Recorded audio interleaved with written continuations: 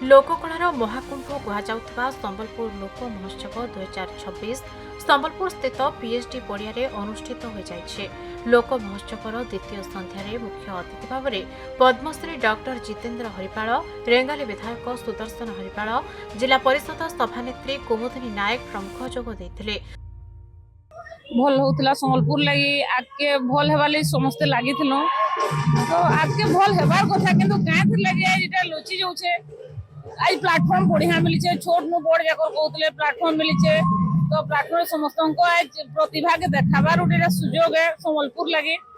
तो संबलपुर नहीं लोक महोत्सव आज जेन कराई लोक उत्साहित बहुत हेबार कथा कि मुझे देखी नहीं पार्ली टे लोक उत्साहित लोक गोटे बहुत कम परिमाण अच्छा बोधे आज 2 नंबर दिन लोग कम अच्छे लगुच मत विगत दिन तो मत लगुला पूरा बहुत उत्सव पालन कला लगुला कि आज टिके नरम पड़ी जाए। बहु स्थानीय कलाकार मानक मंचरे अतिथिगण द्वारा सम्मानित करा। राज्य तथा राज्य बाहर आसिथिबा सांस्कृतिक दलगुड़िक मंचरे निज कला प्रदर्शन करथिले। मुख्यतः पंजाब भांगड़ा नाच और आसाम बिहू नाच द्वितीय दिन में लोक मुग्ध करथिला।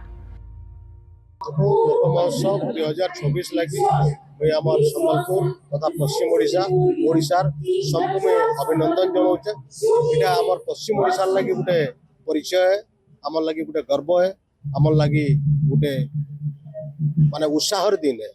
प्रति वर्ष पर ई वर्ष भी इटा पालन हो गत वर्ष भी आम आसलु किंतु गोटे भिन्नता रोचे हम संबलपुर रे गोटे भिन्नता देखबार के मिलसी जिन केनसी प्रकार जाति धर्म वर्ण निर्विशेष विभेद ना इटा गोटे विविधता मध्य एकता।